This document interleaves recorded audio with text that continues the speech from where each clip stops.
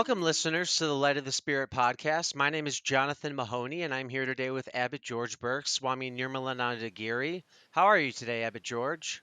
Very fine, thank you. Actually, I've been thinking about sort of in perspective. Yesterday, according to the Eastern Christian calculation, was the Feast of the Transfiguration. Oh, very cool. Yes, where Jesus took Peter, James, and John. They went up on this mountain, and then he began blazing with light. And the light just spread out until they saw nothing but the light. And sort of stunned them, you might say. They were, and so they semi passed out apparently. And then in a little bit, Jesus touched each one of them, and they sat up, and the light was gone. And then he said, "Don't tell anyone about this until I've risen from the dead." Of course, they didn't much understand what he meant by risen from the dead, but they still followed him. And it's a very, very important symbol because naturally, these beings like Jesus, they don't have any karma. Therefore, their life in this world is consciously planned out as a kind of teaching, a picture, a symbolization of spiritual realities. You see, Jesus was born in a cave. Jesus, though they show a little stable kind of our idea of a stable as it was made of wood in nativity sets, no, it was a stable for animals, but it was a cave. Jesus resurrected from a cave because his tomb was actually a natural cave that had been made into a tomb. So, one of the common expressions in Indian philosophy is Hridaya, in philosophy and yoga, Hridaya Guha, the cave of the heart, which means, in this case, the absolute core and center of the person's being, not what pumps blood, but the very center of our being. And of course, that's where our true divine self lives.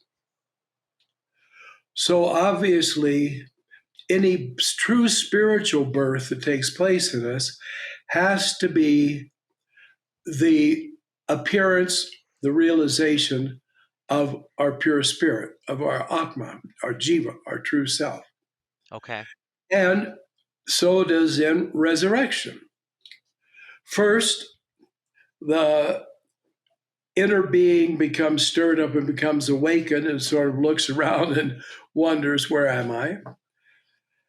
And then, if sadhana can begin, then the process goes on until then we truly rise from the dead. That is, we rise above all illusions, all delusions, all kinds of errors.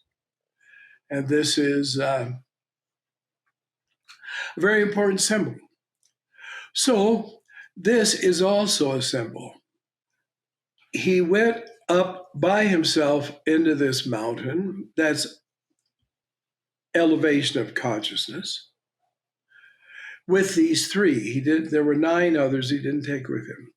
These three, Peter, James, and John, they frequently were the ones that were exclusively sort of present or were taught things by him.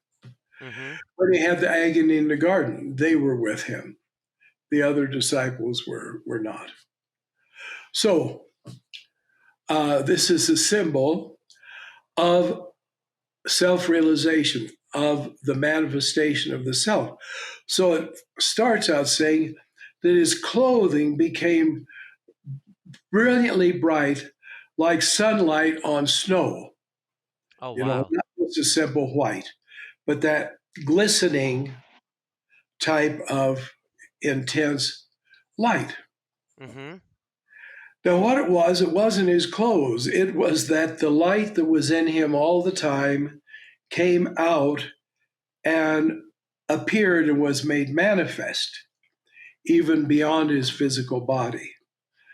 But that was divine light. Eastern Christians are very insistent on this.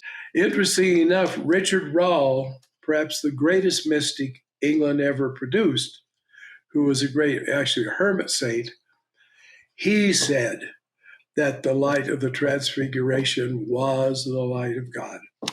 So when people had experience of Jesus, they agreed that was that was the way it was. So this is sort of the feast of the revelation of the inner light, Okay. which is itself interesting. Okay.